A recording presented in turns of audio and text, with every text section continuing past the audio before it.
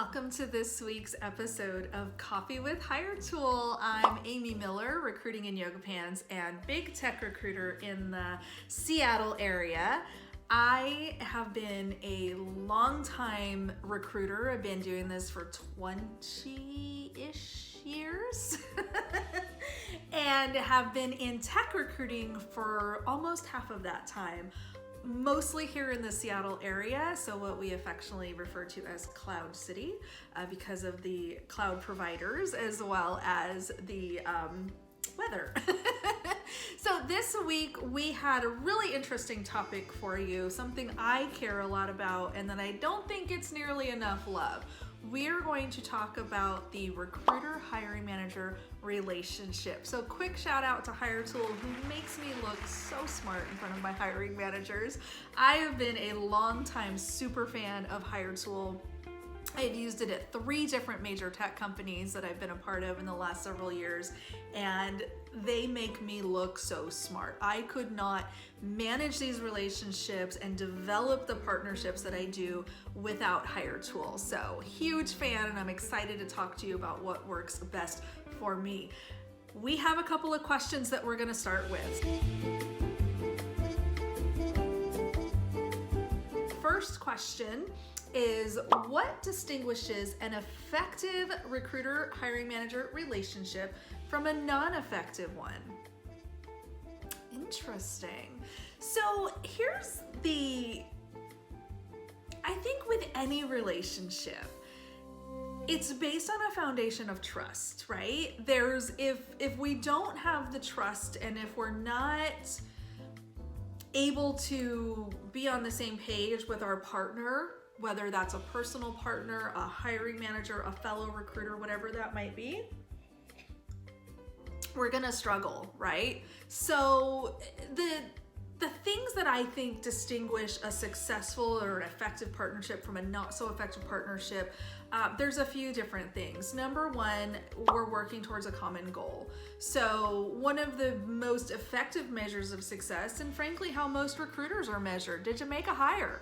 Either you did or you didn't, right? So knowing that that's kind of the ultimate measure of a recruiter's effectiveness, how our partners work with us on that and how we are in lockstep with our hiring team to get the hire is huge. So that's one distinction. Did we actually accomplish the goal we set out to?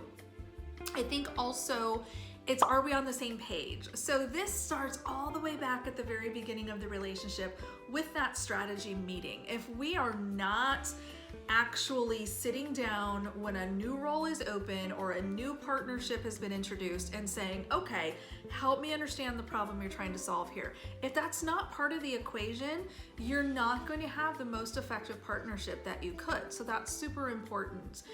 Finally, we're adapting and adjusting throughout the relationship. So you may work with a manager one time on one critical hire and then never partner again. Or this could be an ongoing relationship where you're staffing everything on their team, start to finish, and consistently. So there's a lot of variables there, but the same rules apply. Are we on the same page? Are we working towards the same goal? Do we have the same understanding? And are we meeting that goal in a timely manner? So if you can say yes to all of those things, that's an indicator of a successful partnership.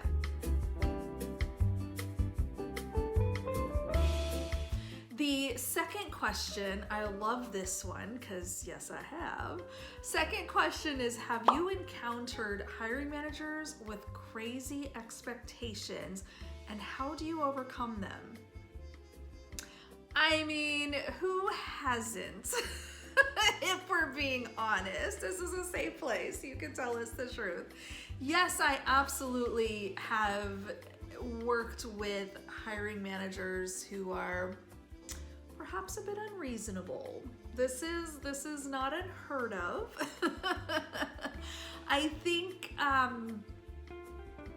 so how do you overcome it? We have to be able to show the hiring manager facts, figures, and data. And we also have to lead them down the path of understanding that this is in their best interest. Working with us,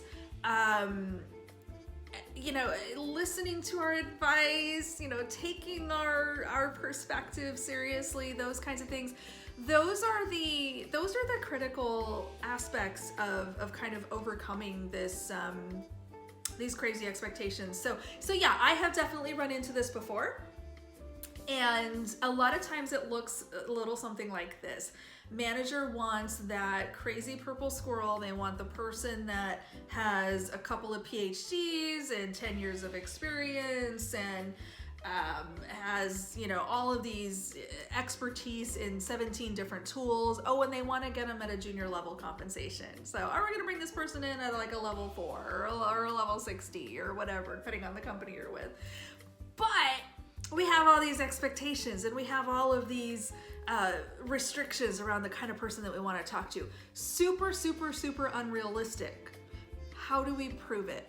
I've been working with engineers for a long time. And if there's one thing I know about engineers, they like data. So I'm not even talking about the candidates. The hiring managers that I work with are engineering leaders. And they don't care how I feel. They don't care what I think necessarily, but what I can prove and what I can show them through actual data can be a game changer. So how do I overcome crazy expectations? I'll give you 2 examples. First one, we already started kind of talking about, that mythical creature that has multiple degrees and all of this great background and knows all these tools. One thing that you could do is a sourcing session with your manager and say, okay, Mr. Hiring Manager, you're looking for someone who fits this criteria, this very lengthy laundry list of criteria. Let's plug in some searches. Hiretual is amazing for this. There's a lot of search engines and different ways that you can approach this, but Hiretual is my go-to. Go ahead and plug in all those requirements. Go ahead, you want everything and everything under the sun. Okay, cool, keep it coming. What else you want? What else you want? Oh, there are exactly 4 people in the United States that are capable of doing this job. And they're senior. So showing your hiring manager that here is some actual data. This isn't just me being lazy, like, oh, I don't want to search for this thing because it's hard. No, this is the actual available market. These are the people that you can actually tap into potentially. Are we sure we want all of these things?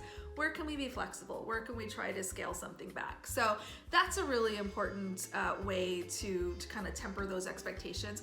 The second example, I had a manager, this is some years back, so a couple companies ago, that felt like spending time doing those sourcing sessions with his hiring team, with his direct reports, was very important. He expected me to be in the office, in his conference room with 5 or 6 of his leaders 3-4 times a week to do this deep dive searching every possible person, and then going through and basically making a ticky mark for everyone that we liked.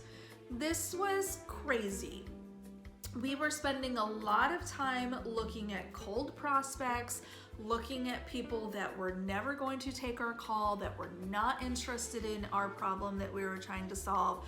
But we were doing this 15, 20 hours every single week. That's a lot of engineering hours. I tried to explain to the manager, this is not a good use of anyone's time, most of all mine. Let's think about this a little bit differently. And I was shut down at every turn. So what I had to do was actually go work outside of these hours that I'm spending with the team and do some really deep sourcing, get some interested people, get some candidates in play, and then 3 months later show a side-by-side comparison. Here's all the cold leads that we looked at with your team. Here's all the people that your recruiting team, me and my sourcer, went out and vetted and brought to the table. Here we made no hires, here we made 5. Again, using the data. So data is your friend, especially if you're working with engineering talent, especially if you're working with technical leaders. They love to know the facts. They don't necessarily care about the feelings. So that helps to drive a really positive partnership.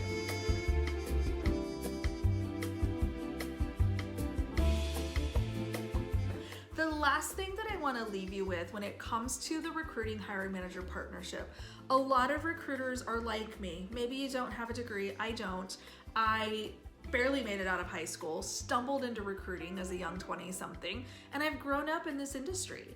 I sometimes feel very insecure when I get in a room with a director or a VP or somebody that has a bunch of degrees or someone that's built and shipped amazing products. It's a little terrifying because I think, oh, this person's so much smarter than I am, and they know more than I do, and they're more important than I am in the company. And I'm here to tell you, you are the recruiting expert. These managers, with very few exceptions, are looking to you for your expertise. They're looking for you to bring the recruiting perspective to the table. They're looking for you to provide that critical labor market information. How many people are out there that we could potentially talk to? What is the compensation ranges for these kinds of people? How hard is it to get a PhD with 90% of what we're looking for in this role? They're looking for us to guide them through this process. So don't let yourself be intimidated. Don't feel like you don't have something valuable to offer, because you absolutely do. This is a partnership. A recruiter needs a hiring manager, and a hiring manager really needs their recruiter. So approach this as equals. Come to these conversations with data, with information, and with a plan. We're gonna have a lot of questions. There's a lot of intake related stuff that we could get into and things that you wanna make sure you're addressing as you're starting a new partnership. But the number one thing, remember, you are the recruiting expert. They're the expert at what they do, and we wanna tap that knowledge, and we wanna understand in lay people terms how we're solving this problem or what we're looking for in the next hire. But you are the recruiting expert. Finally, I'll tell you how I use Hiretual to make this happen. One of the first things I do when I do a new intake with a manager is I take the job description they provided, I load that into Hiretual, and I figure out, what does my labor market say? How many of these people are local to me? How many of these people are concentrated in other parts of the country or other parts of the world? What does seniority look like? What companies do they work at today, or did they work at in their last job? All of this information starts to paint a picture of a recruiting strategy. And when you show up to that meeting with that insight and you're able to advise and be very strategic with how we're going to attack this search, your manager is now looking at you as an expert, as a peer, as a fellow professional that is part of the team. You're not a support person, you're a recruiting partner. Don't let anyone sell you short, and make sure that you're going into the conversation with knowledge, with clarifying questions, and with confidence that you deserve a seat at that same table, and you are going to work together for the greater good, which is filling that critical, hard to fill role. We'll see you next time.